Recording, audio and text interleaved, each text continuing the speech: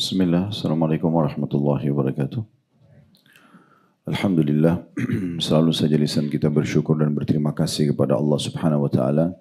Kembali kami ingatkan diri kami dan Bapak Ibu sekalian, nikmat yang tidak kalah penting yang harus kita syukuri dan kita maksimalkan adalah adanya umur diberikan oleh Allah Subhanahu wa taala pada hari ini. Kesempatan untuk melanjutkan estafet kehidupan, tentunya gunanya dan tujuannya adalah untuk bertakwa, tunduk dan patuh kepada Allah Subhanahu wa taala, diisi dengan ketaatan-ketaatan kepada Allah. Semua ibadah yang sudah pernah kita kerjakan di masa lalu diestafetkan, dikerjakan lagi sekarang. Semua yang masih kurang dari ibadah-ibadah tersebut kita sempurnakan, dan yang belum dikerjakan justru sekarang kesempatan untuk dikerjakan dan jangan ditunda lagi. Begitu juga dengan dosa-dosa yang pernah kita lakukan, hari ini masih ada kesempatan untuk memohon ampun, bertobat kepada Allah Subhanahu wa taala sehingga tidak ada lagi hukuman ataupun ganjaran yang datang disebabkan karena pelanggaran kita. Dan insya Allah kita sama-sama duduk di siang hari ini selepas sholat duhur tadi, kita duduk dalam majelis ilmu. Tentu ini salah satu perbuatan baik, amal saleh. Kata Ibnu Qayyim rahimahullah, termasuk tanda-tanda kebaikan dan amal saleh itu diterima apabila kita tersibukkan dengan amal saleh sesudahnya. Oleh karena itu kita harus selalu mengisi dengan amal-amal saleh. Setelah amal saleh majelis ini, amal saleh apa lagi? Begitu seterusnya sampai kita menutup mata nanti istirahat malam hari. Dan mungkin satu waktu kita menutup mata selamanya meninggal dunia. Dan akhirnya kita maksimal mendapatkan pahala dari sisi Allah Subhanahu wa taala. Selanjutnya kita panjatkan salam hormat kita kepada Rasulullah Muhammad sallallahu alaihi wa ala alihi wa sahbihi wasallam, sebagaimana Allah telah perintahkan kita untuk mengucapkan salam hormat tersebut, dan tentu harapan agar kita mendapatkan balasan yang sudah dijanjikan. Satu kali salam hormat ini akan dibalas 10 salam oleh Allah, yang berarti pelipat gandaan pahala, pengampunan dosa, peninggian derajat, dan solusi dari permasalahan-permasalahan hidup. Seperti biasa, bila Allah SWT mudahkan, kita akan lanjutkan buku kita agar doa dikabulkan, sebab-sebab terkabulkan dan tertolaknya doa berdasarkan Al-Quran dan Sunnah. Ditulis oleh Dr. Sa'id bin Ali bin Wahf Al-Qahtani, hafidhahullah. Dan kita akan masuk pasal kelima, yaitu perhatian para Rasul terhadap doa, dan Allah juga memperkenankan doa mereka. Saya ingin menambahkan dari semua banyak poin yang sudah kita bahas yang lalu-lalu, syarat diterimanya doa, waktu-waktu mustajab doa, gitu ya. Juga ada hadis Nabi SAW yang mulia, Bapak Ibu sekalian, yang berbunyi, kata Nabi SAW, sungguhnya Allah itu sangat mencintai orang yang sangat gigih dan semangat dalam berdoa. Bahasa Arabnya itu mulih, ya. Jadi kalau Bapak Ibu ingin juga diijabah doanya, maka jangan pernah berhenti sampai melihat hasilnya. Allah Subhanahu wa taala juga menilai kerajinan kita, ketekunan kita, keseriusan kita. Saya pernah kasih contoh supaya mudah difahami. Kalau kita sedang mengajukan jabatan, apalah sesuatu di kantor misalnya, kita sudah mengajukan permohonan kita ke ruangan direktur misalnya perusahaan tersebut. Saya yakin kita sepakat, sementara nunggu jawaban permintaan tersebut, kita pasti akan menunjukkan prestasi-prestasi kita. Gak mungkin, gak masuk akal dan tidak normal kalau ada orang yang minta naik jabatan ataupun dia ingin ditambah payroll atau gajinya, kemudian dia malah ugal-ugalan. Ya, pasti dia akan tunjukkan datang tepat waktu, dia akan melakukan pekerjaan yang baik. Jadi nanti di root-nya itu atau direktur perusahaannya akan menilai, oh orang ini pantas untuk dinaikkan jabatannya. Sebenarnya itu contoh rasional. Jadi kalau kita sedang mengajukan satu proposal doa kepada Allah Subhanahu wa taala, tunjukkan yang terbaik. Tunjukkan yang terbaik. Kita lebih rajin sholat, kita lebih rajin menjaga hal yang diperintahkan, kita menjauh yang dilarang, maka insya Allah itu lebih gampang untuk diterima oleh Allah Subhanahu wa taala. Selain daripada itu, permohonan yang berulang-ulang ini dicintai oleh Allah Subhanahu wa taala. Jadi kita coba isi dengan doa, dan doa ini saya sudah bilang ya, pada pertemuan yang sebelumnya saya ingatkan lagi. Tidak ada alasan tidak berdoa. Kalau Bapak Ibu sedang melihat sebuah nikmat, contoh misalnya, ada orang punya mobil bagus, penampilannya bagus, perusahaannya atau prestasinya bagus gitu ya. Maksudnya dia bahagia. Kita bisa jadikan sebagai doa. Kita mengatakan, ya Allah, berkahi buat dia dan berikan aku seperti yang kau berikan kepada dia. Kenikmatan orang pun bisa kita jadikan sebagai doa. Bukan mustahil Allah Subhanahu wa taala memberikan kepada kita apa yang kita minta, selama tidak bentrok dengan sunnatullah, sistem yang sudah Allah buat itu ya. Jadi nggak mungkin misalnya, ya Allah, buat wajah saya seperti dia. Persis, itu nggak mungkin. Tapi kalau kita minta, ya Allah sebagaimana engkau berikan dia, misal ya kecantikan, kegagahan misalnya, atau kelebihan kulit dan segala macam, maka berikan kepadaku, itu boleh saja, karena tidak bentrok dengan sunnatullah. Sebagaimana dia juga punya mobil yang mewah, kita bisa bilang mengatakan, ya Allah sebagaimana engkau berikan dia, berikan juga kepadaku. Ya, tapi ada syaratnya, jangan berharap nikmat itu hilang dari dia. Karena itu yang jadi haram nanti. Ya, contoh misalnya ada orang punya mobil bagus, lalu kita, ya Allah hilangkan dari dia. Nah itu tidak diijabah sama Allah. Bahkan ini masuk dalam bab hasad namanya, iri. Dan kata Nabi SAW, hati-hati dengan hasad karena dia akan membakar pahala-pahala sebagaimana api membakar kayu bakar. Jadi nggak boleh kita iri sedikit pun pada orang. Ya, dalam arti kata berharap hilang nikmat itu pada dia. Tapi kalau kita berharap nikmat itu tetap ada pada dia dan diberikan kepada kita yang sama atau lebih bahkan, itu boleh. Bahasa agama kita tuh gibtoh. Gibtoh itu misalnya ada orang pintar banget, soleh banget, soleha banget, kaya banget, pintar banget, segala macam. Boleh kita bilang, ya Allah berikan aku seperti dia atau lebih. Bisa saja, gitu kan. Nah itu poin juga yang perlu kita garis bawah gitu ya. Jadi kita bisa tunggangi kebaikan-kebaikan di depan mata kita untuk berdoa. Begitu juga kalau ada musibah, ada ujian depan mata kita, misalnya ada orang yang jelek, maaf ya, mungkin atau susah hidupnya atau bermasalah, dan kita bisa jadikan sebagai doa. Kita katakan, ya Allah berikan jalan keluar bagi dia misalnya, dan selamatkan aku dari apa yang kau ujikan kepada hamba ini. Nah jadi kebaikan orang bisa jadi doa, keburukan pun di depan mata kita bisa jadi doa. Jadi tidak ada alasan untuk tidak berdoa ya. Cobalah sekarang kita lebih peka karena bahasan ini buku ratusan lembar ya. Buku ini sudah pernah kita sampaikan, ini sampai 164 lembar semua masalah doa. Jangan masuk telinga kanan keluar telinga kiri nih. Ya, kalau kita selesaikan buku ini harusnya kita menjadi orang-orang yang rutin dengan doa. Dan betul-betul kita nikmatin doa itu. Jangan lewatkan per setengah jam, 1 jam kecuali berdoa. Apa momen-momen depan mata kita? Berdoa. Rasulullah SAW itu kalau lagi sholat terlintas ayat tentang surga, minta surga. Tentang neraka, minta jauhkan dari neraka. Tentang nikmat, Rasulullah SAW minta rahmat atau nikmat. Tentang ujian, beliau minta diselamatkan. Jadi apa saja kita bisa jadikan sebagai doa. Jadi coba mulai sekarang jadikan prinsip dasar kita. Tidak ada waktu-waktu yang terlintas kecuali kita isi dengan doa. Sebentar kok. Alhamdulillah wassalatu wassalamu ala rasulillah. Ya Allah berikan saya sebagaimana Engkau berikan orang itu. Ya Allah berkahi buat dia misalnya. Atau kita doakan keluarga, pasangan hidup kita. Ya Allah jaga suami saya, jaga istri saya, jaga anak saya. Ada sesuatu yang mengganjal nih di anak-anak kita. Kita fokus begitu ingat langsung berdoa. Ya. Alhamdulillah wassalatu wassalamu ala rasulillah. Ya Allah hilangkan sifat bohong anak saya misalnya. Ya. Ubah dia dari orang yang jauh dari agama jadi faham agama. Walaupun hitungan detik. Selesai itu aktivitas lagi. Apapun yang terlintas berdoa. Jadi usahakan dalam satu hari itu bisa banyak doa kita. Nah, bisa banyak doa. Dan kita terus aja minta sampai Allah Subhanahu Wa Taala berikan. Nah ini pesan yang saya ingin sampaikan di pembukaan kita. Supaya jangan Bapak Ibu sekalian nanti kita lewatin ratusan lembar bahas tentang doa. Dan ini jarang sekali ya. Ada ulama yang nulis buku ratusan lembar khusus doa saja. Ini beliau nulis ini luar biasa rinciannya. Oleh karena itu kita harus pahami baik-baik. Jadi betul-betul jadikan doa itu sebagai senjata kita. Saya tutup mukadimah ini dengan contoh. Kalau seandainya, ini sering saya kasih contoh. Kita diundang nih sama Presiden ke Istana Merdeka. Kemudian Presiden mengatakan datanglah. Misalnya contoh jam 12 sampai 12.30. Setengah jam itu kamu punya kesempatan untuk sampaikan apa hajat kamu. Saya yakin kita tidak akan sia-siakan itu. Padahal presiden pun manusia. Mungkin paling bisa memenuhi 1-2 hajat kita.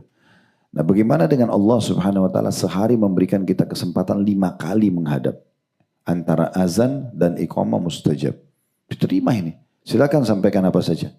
Oleh karena itu karena kita titik beratkan. Kalau dengerin azan jangan dimatikan itu di mobil, di radio misalnya gitu ya. Atau antara azan dan iqamah. Azan itu berhenti aja aktivitas. Tutup teleponnya dulu. Jawab azan karena itu pahalanya besar. Antara azan dan iqamah yang durasi cuma 5-10 menit itu mustajab doa. 5 kali sehari kita bisa sampaikan hajat kita kepada Allah gitu ya. Berarti seakan-akan ya, sebelum aktivitas pagi kamu berdoa kata Allah. Itulah subuh ya. Antara azan dan iqamah subuh. Nanti setelah aktivitas ada mungkin dosa, ada kesalahan, ada kekurangan, ada kebutuhan, sampaikan antara azan dan iqamah duhur. Aktivitas lagi nanti antara azan dan iqamah asar. Aktivitas lagi kalau sudah mau malam mungkin ada yang gagal hari itu, ada yang kecewa, ada yang segala macam, berdoa lagi supaya Allah berikan solusi antara maghrib dan isya. Begitu juga Isya nanti. Allah masih kasih lagi waktu mustajab sepertiga malam. Dari mulai jam 2 kita sekarang sampai azan subuh kurang lebih. 3 jam sampai 3 jam setengah silakan sampaikan hajatnya. Itu kan luar biasa. Hujan turun. Di beberapa negara Bapak Ibu sekalian tidak ada musim hujan. Ya. Saya hidup berapa tahun di Saudi, beberapa negara Timur Tengah itu kadang-kadang bisa setahun sekali hujan. Itu pun cuma sekali hujan. Atau kadang-kadang 2 tahun sekali. Jadi kalau hujan tuh macet jalanan biasanya. Orang mau lihat hujan itu. Kita ada musim hujan. Padahal hujan itu termasuk mustajab doa. Jangan berkeluh kesah kalau hujan. Itu turun hujan, alhamdulillah, langsung berdoa. Saya tahu ada salah satu jemaah kita ya, di Australia. Saya nggak usah sebutin nama beliau. Beliau bilang, Ustaz saya cinta sekali dengan doa ini. Begitu turun hujan, saya langsung segera hadap kiblat berdoa sama Allah. Ada kesempatan berdoa. Jadi doa ini kita jadikan sebagai betul-betul rutinitas. Itu sebenarnya pesan yang saya ingin sampaikan sih. Supaya jangan luput ya. Jangan hanya tahu, oh ya doa itu mustajab, tapi nanti aja deh kapan saya butuh. Enggak, kita harus merasa diri kita selalu butuh. Makanya dianjurkan berdoa sebelum aktivitas doa, sebelum makan, doa sebelum tidur, doa sebelum masuk kamar mandi, sebelum biologi, sebelum segala macam, supaya kita selalu berdoa kepada Allah Subhanahu wa Ta'ala. Baik, sekarang kita masuk ke pasal kelima. Ini secara khusus diangkat oleh beliau tentang masalah perhatian para rasul. Jadi utusan-utusan Allah ini bukan hanya sekedar menyampaikan bahwasanya berdoalah, tapi mereka sendiri praktek ya, tentang masalah doa ini dan betul-betul memang dijadikan sebagai komunikasi aktif antara dia sama Tuhannya Allah Subhanahu wa Ta'ala. Kata penulis, para nabi dan rasul alaihimussalatu wassalam serta pengikutnya dari hamba-hamba Allah yang saleh, yang memang mau mengikuti para nabi dan rasul, sangat memperhatikan doa. Jadi kalau di bukunya di garis bawah itu, sangat memperhatikan doa. Jadi kita betul-betul harus punya perhatian khusus terhadap doa ini. Nah, di antaranya tadi jangan lewatkan waktu-waktu di mana kita tidak berdoa. Ya, kesempatan selalu gunakan. Lihat kebaikan tadi berdoa, lihat keburukan berlindung gitu ya. Atau misalnya kita lagi merasakan nikmat, apapun itu coba peka. Lagi makan enak, minum enak, lagi tidur, lagi biologis yang halal. Semua kita selalu berdoa supaya Allah pertahankan nikmat itu. Lagi ada ujian, minta agar diberikan jalan keluar. Nah seperti itulah. Saya ulangi lagi, para nabi dan rasul alaihimussalatu wassalam serta pengikutnya dari hamba-hamba Allah yang saleh sangat memperhatikan doa. Lantas Allah pun mengabulkan doa-doa mereka karena perhatian khusus itu. Seperti ini banyak ditemukan di dalam Al-Quran dan Sunnah. Dan saya, kata penulis, akan menyebutkan beberapa doa sebagai contoh. Bukan untuk membatasinya. Seperti titik 2. Maksudnya ini cuma sebagian. Nabi Adam alaihissalam pada saat berbuat dosa karena dilarang makan buah, lalu beliau tergoda oleh iblis lalu makan dengan istrinya Hawa, maka yang paling pertama berdoa. Ya. Itu Allah kekalkan dalam surah Al-A'raf ayat 23. Rabbana zalamna anfusana wa in lam taghfir lana wa tarhamna lanakunanna minal khasirin. Ya Rob kami, dan Rob artinya wahai pencipta kami, pemilik kami, penguasa kami, yang menghidupkan kami, yang mematikan kami, itu semua makna Rob, rububiyah. Ya. Jadi kalau ibu dan bapak bilang Rabbik firli, nah itu wahai Tuhanku, wahai penciptaku, wahai pemilikku, ampunilah aku, wali-waliday dan kedua orang tuaku. Jadi memang Rob itu panggilan yang mulia. Maka dikatakan oleh Nabi Adam dengan mengakui ketuhanan Allah, Rabbana, wahai Rabb kami atau Tuhan kami. Zalamna anfusana, kami telah menganiaya diri kami sendiri. Jadi perlu juga Bapak Ibu sekalian agar doa kita mustajab mengakui kesalahan. Mengakui kesalahan. Ya. Pengakuan terhadap kesalahan ini, mengakui dan memohon maaf kepada Allah, itu penyebab utama kembalinya fasilitas. Coba kita lihat hikmah dari Nabi Adam ya. Nabi Adam kan melanggar. Nabi Adam tidak bilang, ya Allah kembalikan aku ke surgamu.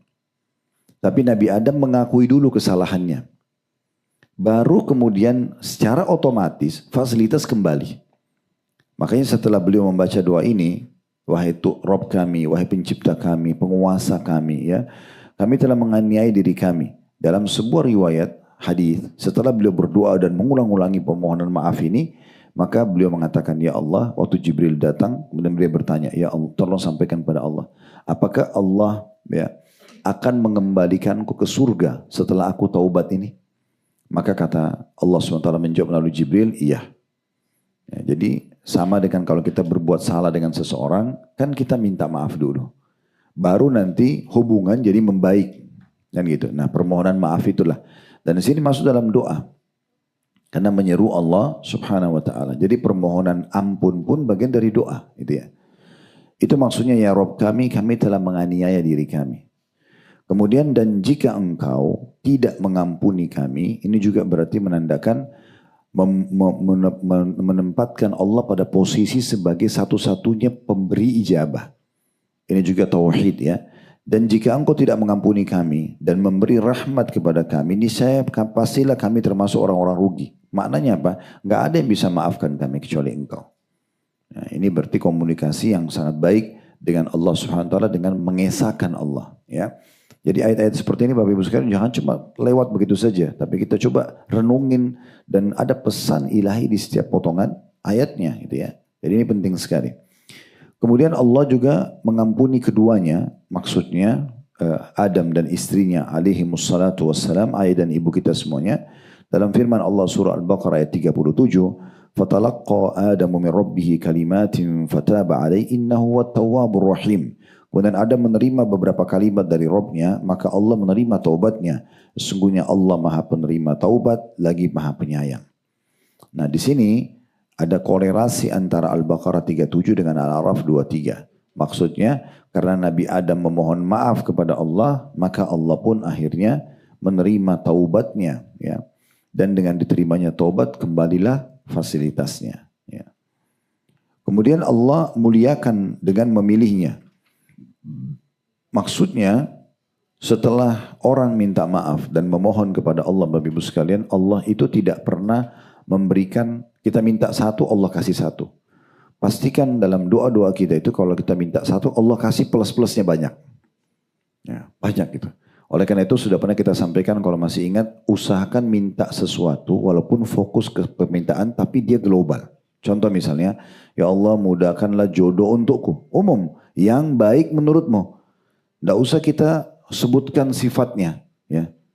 Misalnya orang tingginya begini, kulitnya begini, turunan ini, jangan. Karena kalau di negara kita tidak ada, nggak datang-datang nanti.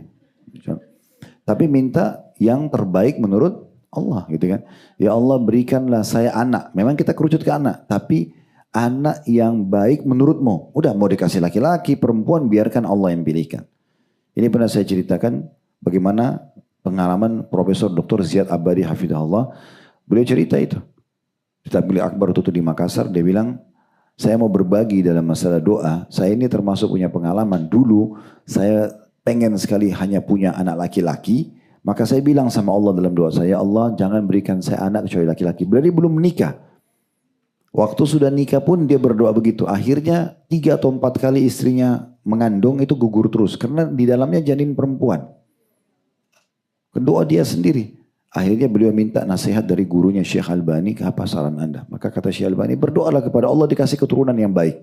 Menurut Allah. Maka dia bilang, saya ubah doa saya. Bukan lagi hanya anak laki-laki, tapi siapapun yang Allah mau kasih yang penting baik. Maka Allah kasih akhirnya sekarang ada anak laki-laki, ada anak perempuan. Allah lebih baik, lebih tahu. Ya Allah berikan saya tempat tinggal yang baik menurutmu. Ya. Tidak usah sebutkan di Kemang, di Menteng nomor ini. Tidak usah. Ya. Karena Allah lebih tahu mana yang lebih baik. Seterusnya lah ya. Seterusnya sama begitu. Ya. Jadi ini contoh-contohnya. Nah di sini setelah kita minta, Allah Subhanahu wa taala tidak hanya memberikan kepada kita satu. Contoh misalnya kita minta kesembuhan. Allah bukan hanya sembuhkan, nanti Allah juga akan berikan kesehatan, Allah akan berikan peluang rezeki. Tergantung nanti bagaimana keikhlasan Bapak Ibu dalam berdoa. Makin ikhlas, makin tulus kita, makin serius dalam berdoa, maka makin banyak plus-plus yang Allah kasih. Makin banyak plus-plus yang Allah kasih. Nah seperti itulah. Kemudian dalam surah Al-Imran, karena Nabi Adam AS mengakui kesalahannya, maka Allah muliakan. Ya, disebutkan surah Al-Imran ayat 33, Inna Allah astafa Adam wa Nuhan wa ala Ibrahim wa ala Imran ala alamin. Sungguh Allah telah memilih Adam, maksudnya sebagai contoh. Ya. Nuh, keluarga Ibrahim dan keluarga Imran melebihi segala umat. Keluarga Ibrahim sudah kita tahu. Keluarga Imran siapa? Imran itu ayahnya Maryam, arahnya Maryam ya. Jadi dia terkenal dia adalah imam Masjid Aqsa dan dia partner sama Nabi Zakaria. Cuman Imran tidak diangkat menjadi nabi. Kalau Zakaria jadi nabi, sama-sama imam ya. Tapi Imran ini dulu adalah orang solehnya Bani Israel. Ya, pada saat dia meninggal, maka Maryam pun lahir lalu disponsori dan diurus oleh Zakaria yang merupakan iparnya Imran, dan Allah Subhanahu wa taala memilih keluarga ini. Begitu juga dalam surat Thaha disebutkan ayat 122, "Tsumma ijtabahu rabbuhu fataba alaihi wa hada." Kemudian Robnya, maksudnya Adam alaihissalam, memilihnya, maka dia menerima taubatnya dan memberinya petunjuk. Jangan pada putus asa Bapak Ibu sekalian mengatakan, bisa enggak sih saya menjadi wali Allah, saya menjadi orang dekat sama Allah. Jangan sangka buruk dengan Allah, selalu berdoa. Nah, di antara hal yang baik kita mengatakan, ya Allah jadikanlah aku adalah orang-orang khususmu misalnya. Ya, misalnya para wali-walimu, kita minta begitu ya. Biarkan nanti Allah punya cara. Allah punya cara memberikan kepada kita hal seperti ini.